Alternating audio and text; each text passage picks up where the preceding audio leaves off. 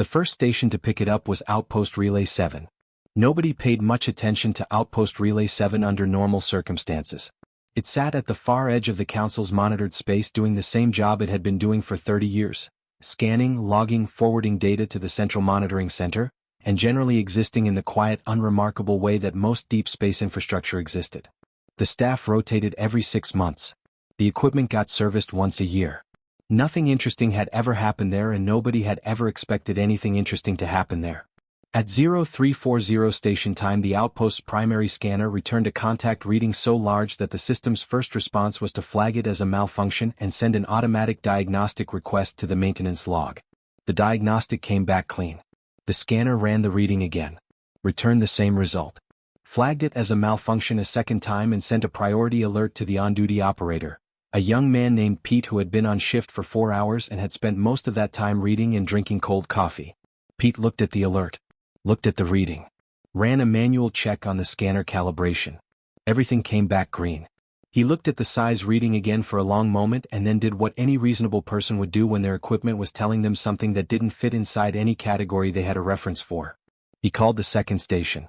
Relay Station 12 was 2 light hours away and had been running a parallel scan of the same sector as part of a routine overlap protocol that the Council's monitoring network used to cross-check data integrity. The operator there, a woman named Carol who had been doing this job for 9 years and had seen most things at least once, pulled up her own readings when Pete's call came through. She found the contact immediately. Same size. Same position. Same slow steady movement through the outer edge of monitored space. She ran her own diagnostics. Everything clean. Carol looked at the reading for a while longer than Pete had. 9 years gave her a different relationship with data than 4 hours on shift did. She knew what sensor errors looked like. She knew what calibration drift looked like. She knew what a genuine anomalous reading looked like as opposed to a system producing nonsense. This was not a system producing nonsense. She flagged it Priority 1 and forwarded it to the Council Monitoring Center. Then she called Relay Station 20, the third station in the sector overlap, without waiting to hear back. 20 minutes later, all 3 stations had confirmed the same reading independently. One contact. Outer edge of monitored space.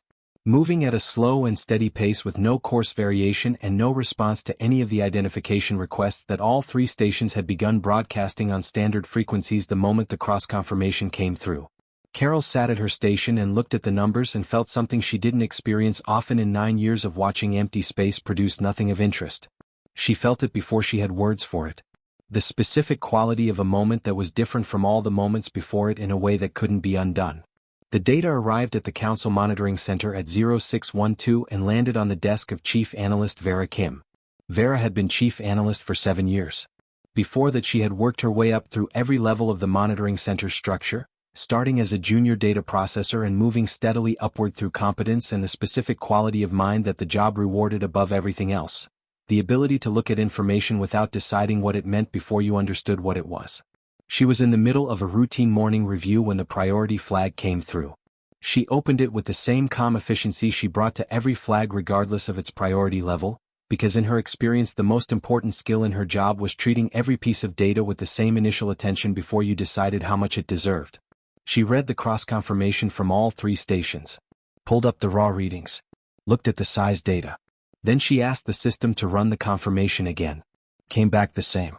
She asked it again. Same result. She switched to a different processing pathway and ran it a third time through an independent calculation method.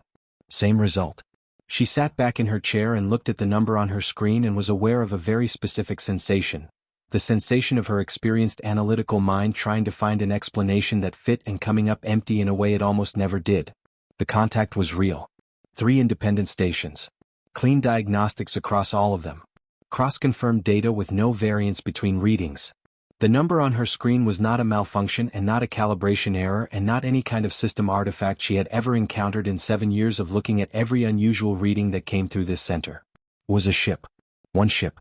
Moving slowly through the outer edge of monitored space with no identification broadcast, no response to contact requests, no course variation. Just moving. Steady and unhurried and enormous in a way that the monitoring center's size classification system was struggling to handle because the system had categories that went up to a certain point and this contact was sitting above that point by a margin that made the category labels feel like they had been designed for a different universe. Vera sat very still for exactly 1 minute. She knew, in the way that experienced people knew things before they had finished processing all the reasons why, that what happened in the next hour was going to matter for a very long time. She picked up her radio. "Get me Director Walsh," she said. "Right now. Tell him to cancel whatever he has this morning." She looked at the reading one more time while she waited for the line to connect. One ship. She had spent 7 years watching empty space. She had processed thousands of contacts, anomalies, sensor flags, priority alerts. She had seen things that surprised her and things that concerned her and things that required immediate escalation. She had never seen anything like this. And somehow, without knowing anything yet about where it came from or how long it had been out there or what it meant that it was moving through monitored space right now at 0612 on a Tuesday morning, somehow she already knew that the 3 stations flagging it as a system error had been doing what everyone did when reality showed them something that didn't fit inside the box they had built for it. The box was going to need rebuilding. The emergency session was called at 0900. By 1400, every major civilization in the Galactic Council had a senior representative in the chamber. That was 6 hours. 6 hours to pull people from wherever they were, get them moving, get them through whatever travel was required, and get them seated at the council table. For context, the previous record for fastest full chamber assembly had been 9 hours, set during a border crisis 14 years ago that had genuinely threatened to become a shooting conflict between 2 member civilizations. This had beaten that record by 3 hours. That alone said something about the temperature of the situation before a single word was spoken. Diane Cole had been Earth's senior ambassador to the Galactic Council for 11 years. She had taken the position after 2 decades in Earth's diplomatic service that had included postings on 6 different stations and involvement in more negotiations than she could count without checking her file. She was not a person who was easily rattled. She had been in difficult rooms before.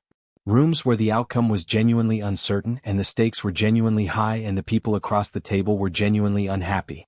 She had never been in a room quite like this one. She arrived early. That was habit. Diane was always early to sessions because being early gave you time to read the room before the room started reading you. She took Earth's designated seat, set her folder on the table, folded her hands on top of it, and watched the other representatives arrive. They came in fast and they came in tense. She could read it in the way they moved, the way they arranged themselves, the way conversations were already happening in clusters before people had fully taken their seats. 6 languages running simultaneously in the pre-session murmur, which was unusual. Normally the chamber had a certain professional quiet before sessions opened. People settled, composed themselves, observed the courtesies. Not today. Today the chamber felt like a room that had been building pressure for 6 hours and was looking for somewhere to put it. Diane kept her hands folded, kept her expression level, and waited. The session opened without the usual formal proceedings. Director Walsh, who chaired the council's emergency sessions and was normally a precise and protocol-oriented man who believed in the value of structure, skipped the standard opening statements and went directly to the data. Vera's confirmation report went up on the chamber display. The size readings. The cross-confirmation from all 3 stations. The contact's current position and heading. The complete absence of any identification broadcast or response to contact requests.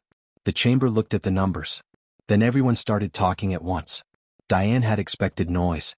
What she hadn't fully anticipated was the specific quality of the noise, not the sharp focused debate of people working through a problem together but the overlapping urgent sound of people who were frightened and expressing it through the nearest available language. Formal language, most of it. Carefully constructed sentences. But fear had a way of coming through regardless of the vocabulary it was wrapped in, and what was filling the council chamber right now was fear dressed up in diplomatic clothing. How long had it existed? That was the question underneath most of what was being said in the first 20 minutes.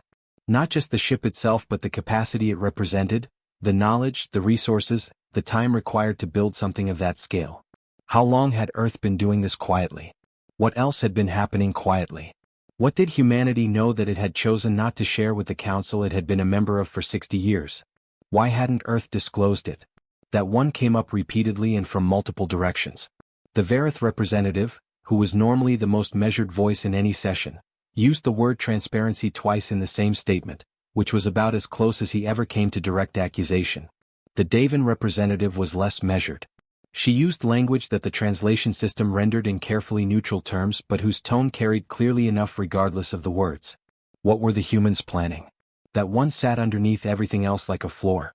Nobody said it as plainly as that in the first hour, but it was there in every question, every concern, every careful formal statement that was really asking the same thing in a different direction. A ship that size, that capability, moving through monitored space. What was it for?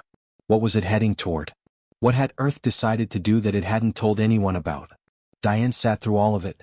Hands folded. Expression level. The folder on the table in front of her unopened.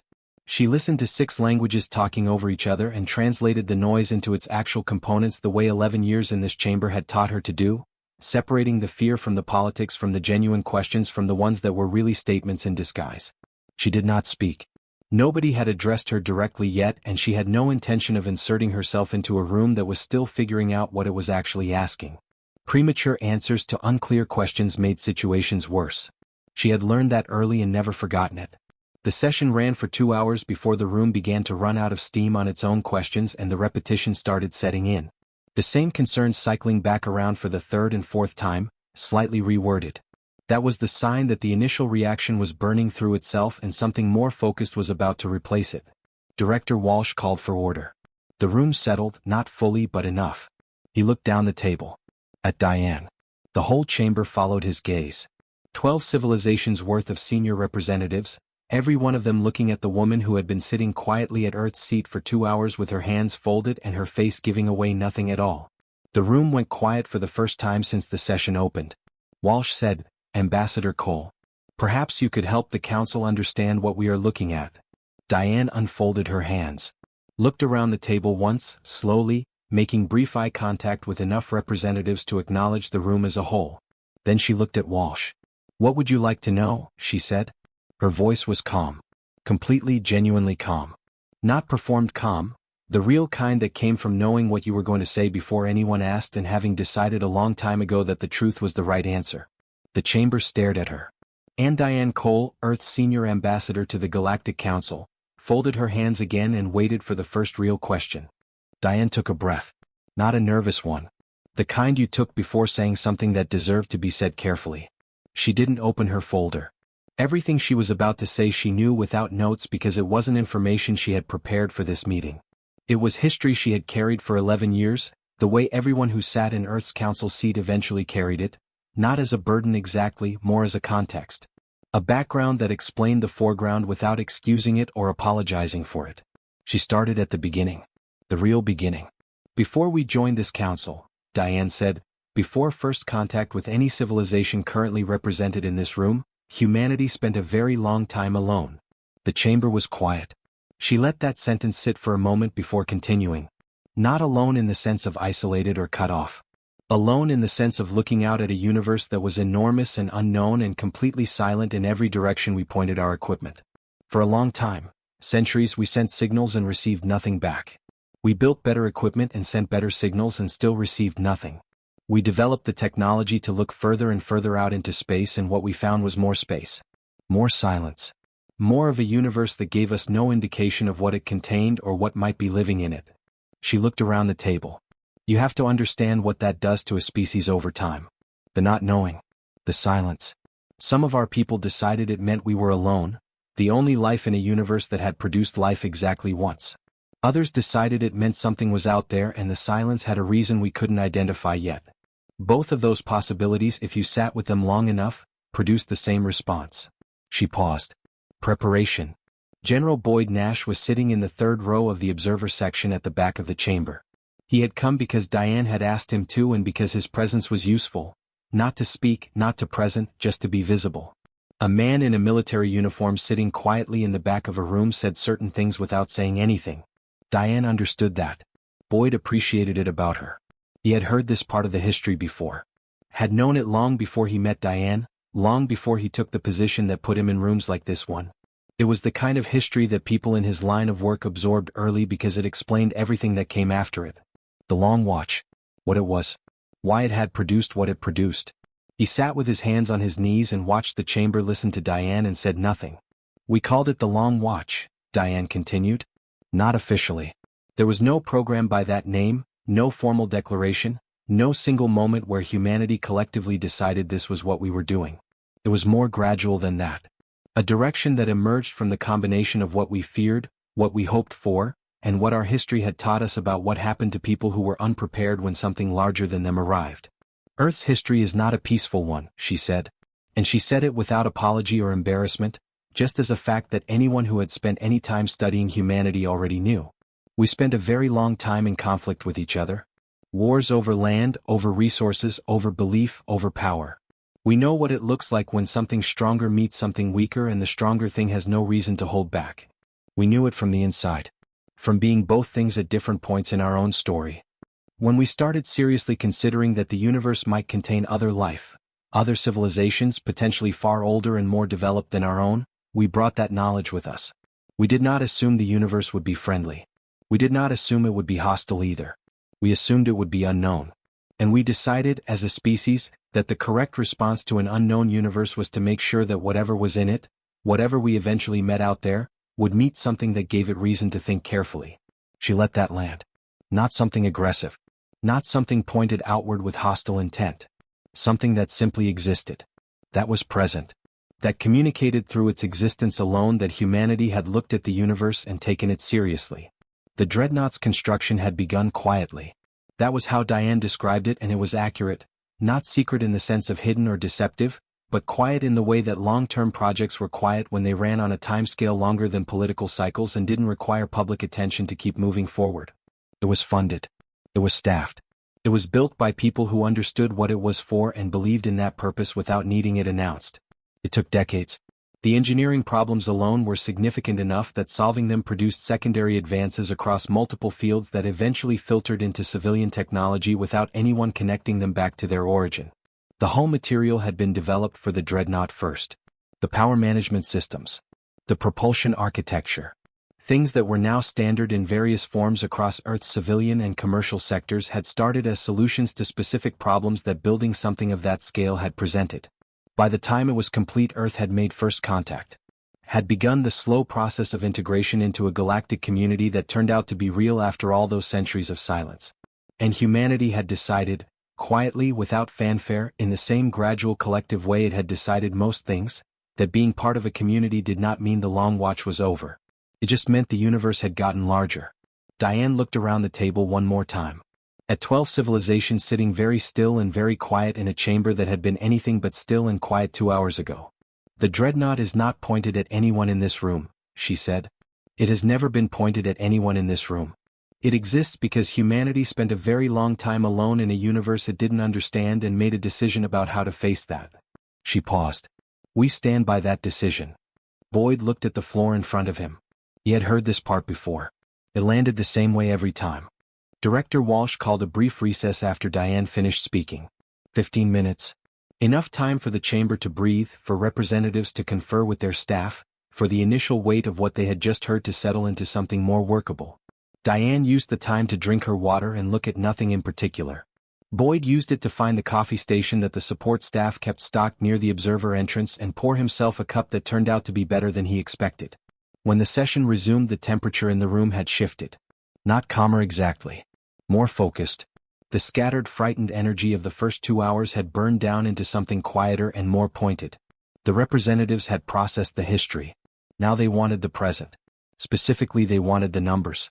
The Council's Military Analysis Division had been working since the contact was first confirmed. Walsh had tasked them before the session opened, knowing that at some point the chamber was going to stop asking about origins and start asking about capabilities. His analysts had 6 hours to work with and they had used all of it. The lead analyst was a careful, precise woman named Dr. Vera Kim who had moved from the monitoring center to the analysis division 3 years ago. She stood at the front of the chamber with her display behind her and her report in her hand and delivered her findings in the same level tone she brought to everything. Not dramatizing, not softening, just reading what the data said. The chamber went quiet very fast. The weapons assessment came first. Vera explained the methodology, working from the Dreadnought's known dimensions, its power signature output, the configuration of what the sensors had identified as weapons arrays along its hull, and cross-referencing all of it against every known weapons system in the Council's shared technical database. She was clear about the limitations. They were working from external sensor readings. Some figures were estimates. The margin of error was noted at every point. Even with the margins accounted for, the numbers were extraordinary. The Dreadnought's estimated offensive output, weapons capacity alone, not including any other tactical systems, exceeded the combined offensive capability of every vessel currently registered in the Council's mutual defense fleet. Not matched. Not came close to. Exceeded. By a margin that one of Vera's colleagues had initially flagged as a calculation error before 3 independent checks confirmed it was correct. The mutual defense fleet represented the combined military contribution of every Council member civilization. Hundreds of vessels. Decades of collective development and investment. The single ship moving slowly through the outer edge of monitored space outweighed all of it in offensive terms by a number that the chamber sat with in complete silence for several seconds after Vera said it. The Davan representative, who had been the most vocal earlier in the session, said nothing. She was looking at the display with the expression of someone doing math in their head and not enjoying the results. The hull composition findings came next and produced a different kind of silence. Vera pulled up the spectral analysis from the monitoring station's deep sensors. The Dreadnought's hull was returning readings that didn't correspond to any material in the Council's shared technical database. Not a close match with unusual properties. Not a known material used in an unusual configuration. Nothing. The database covered materials research from 14 civilizations accumulated over centuries of shared scientific development. Whatever the Dreadnought's hull was made of existed outside all of that entirely. The implications of that were not lost on anyone in the room. Hull composition determined how much damage a vessel could absorb. A hull that couldn't be matched to known materials meant its defensive properties couldn't be calculated from existing frameworks. You couldn't model what you couldn't classify. Which meant the Council's analysts could tell the chamber what the Dreadnought might be able to do to other vessels but had no reliable way to calculate what other vessels could do to it. Vera noted this limitation in her presentation with the same level tone she used for everything else. The chamber received it with a quiet that had a different quality than the previous silences. Less shock. More the sound of people adjusting their understanding of something in real time. The power signature was last. Boyd had refilled his coffee during the hull section. He was on his second cup now, sitting in the same position he had occupied since the session resumed, back straight, expression blank, watching Vera's presentation with the same attention he would give anything in a professional setting regardless of whether he already knew the content. He knew the content. He had known these numbers for 20 years. Had reviewed them regularly. Had sat in smaller rooms than this one and gone through them line by line with the people whose job it was to maintain and monitor the systems those numbers represented. The power signature data was not new to him. The hull composition data was not new to him. The weapons assessment figures were not new to him. Watching a room full of senior representatives from 12 civilizations encounter them for the first time was a different experience from knowing them yourself. Vera explained that the Dreadnought's power output corresponded to an energy generation method that 3 Council member civilizations, she named them carefully with appropriate diplomatic framing, had theoretical models for in their scientific literature. Models that all 3 had pursued in research programs over decades. Models that none of them had successfully translated from theory into functioning engineering. Earth had built a working version of it. Had built it decades ago. Had put it in a ship, and that ship was currently moving through monitored space at a leisurely pace while the Council's best analysts explained to a silent chamber what it was theoretically capable of. The Verith representative, who had used the word transparency twice earlier in the session, was looking at his hands on the table in front of him. Not at the display. At his hands. Walsh looked at Vera. Is there anything else? Vera checked her report. No, sir. That covers the primary findings. Walsh nodded. She sat down. The chamber stayed quiet. Boyd looked at his coffee. Looked at the display still showing the power signature analysis. Looked at 12 civilizations sitting in various configurations of stillness that all meant roughly the same thing. The slow internal recalibration of people who had just been handed a significantly different picture of the world than the one they walked in with this morning. He thought about the long watch. About the decades of quiet work that had produced the numbers currently sitting on that display. About the people who had built those systems and maintained them and understood what they were for and gone about their work without needing anyone outside a very small circle to know about it. They had built it for a reason. The reason was simple. Not aggressive. Not hostile. Just the oldest human logic applied to the largest possible scale. Whatever was out there in the universe, whatever humanity eventually faced, should face something that made it stop and think. Boyd finished his coffee. The numbers on the display were doing exactly that. The session had been running for 4 hours when Diane stood up. Not because Walsh had asked her to. Not because the floor had been formally given to her. She simply stood and the room responded to it the way rooms responded to certain people doing certain things, by going quiet without being asked. 12 civilizations worth of senior representatives, staff members, analysts, observers. All of them looking at the woman who had been sitting at Earth's seat since 0900 with her hands folded and her folder closed and her expression giving away nothing. She had spoken twice in 4 hours. Both times the room had listened completely. Both times what she said had changed the temperature of the chamber in ways that all the formal debate and crosstalk and carefully worded statements from everyone else had not managed. The room understood, in the instinctive way that rooms understood things before anyone articulated it, that she was about to speak a third time. And that the third time was the one that mattered most. Walsh didn't call for order. He didn't need to. He just looked at Diane and waited along with everyone else. Diane looked around the table slowly, not rushing it, making genuine eye contact around the room the way she had at the beginning, not performing consideration but actually taking in the people she was talking to. 12 civilizations. Senior representatives who had flown in from wherever they were when the emergency session was called because what Vera's monitoring center had found that morning was significant enough to pull everyone into the same room in 6 hours. She had watched them move through fear and confusion and the specific kind of unsettled recalibration that happened when your understanding of something shifted significantly in a short time. She had sat through 4 hours of it with her folder closed and her hands folded, and she had let it run its course because that was what 4 hours of experience in this chamber had taught her. You didn't shortcut a room through its process. You waited for it to arrive somewhere real. Then you talked. The room was somewhere real now. She picked up her folder, held it without opening it, and said the thing that nobody in the chamber had prepared for. The Dreadnought is not alone. The silence that followed was different from all the previous silences in the session. The earlier silences had been the kind that came from people processing information, absorbing numbers, recalibrating understanding, doing the internal work of fitting new data into existing frameworks. This silence was simpler than that. It was the silence of people who had thought they understood the full shape of what they were dealing with and had just discovered the shape was larger than they thought. Nobody spoke. Nobody moved particularly. The chamber just held the sentence in the air above the table and sat with it. Diane let it sit. 10 seconds. Long enough to be felt without being theatrical. There are others, she said. I won't tell you how many. I won't tell you where they are. That information is not something Earth is prepared to share in this setting or any other setting in the foreseeable future. She said this without apology and without aggression. Just as a clear statement of Earth's position. A line drawn plainly so that nobody in the room would spend time wondering where it was. The Verith representative opened his mouth slightly. Closed it again. What I will tell you, Diane continued, is what I told you about the first one. They have never been pointed at anyone in this room. They have never been pointed at any council member civilization.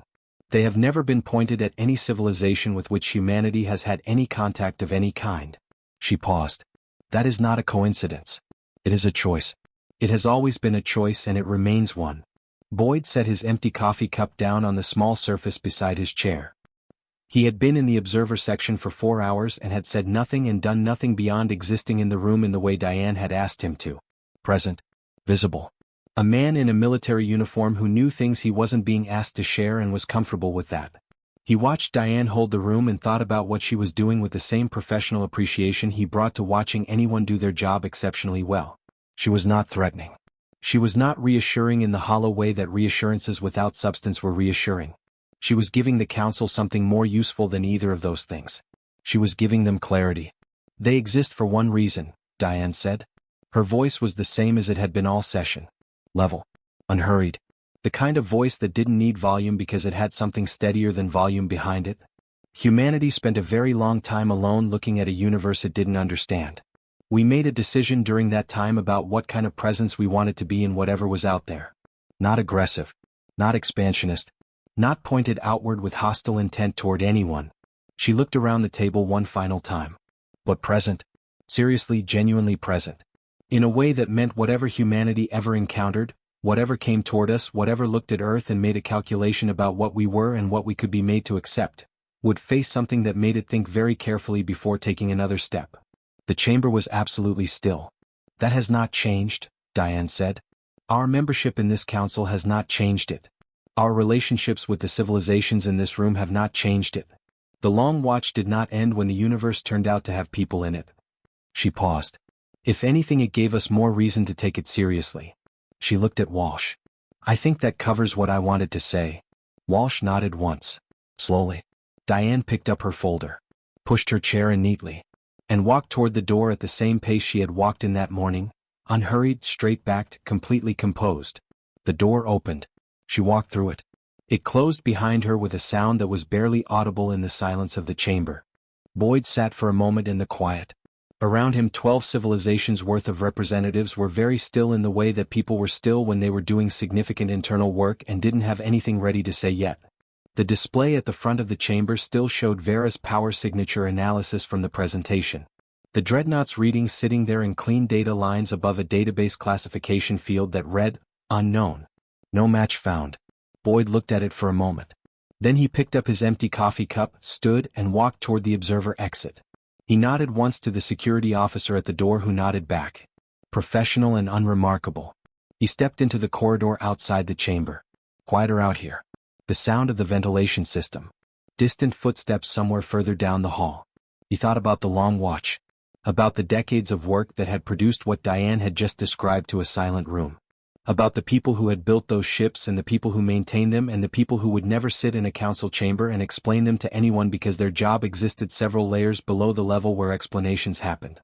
He thought about the number Diane hadn't said. The one she had told the chamber she wouldn't share. He knew the number. Had always known it. It sat in his head the way certain things sat. Not heavily, not as a burden, just as a fact that was part of the background of how he understood the world he worked in. He walked down the corridor toward the exit. Behind him, through the closed chamber door, the silence continued for a very long time. Nobody in that room would sleep easily tonight. Not because Earth had threatened anyone. Not because anything hostile had been said or implied.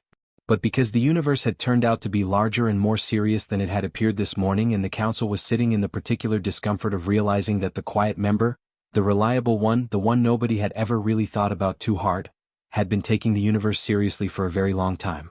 Longer than any of them had known. And whatever was out there in the dark, moving slowly through monitored space and several other places that nobody in that chamber had coordinates for, it was pointed at nothing and no one. For now. Because that too was a choice. And choices, as Diane had said without quite saying it, could always be reconsidered.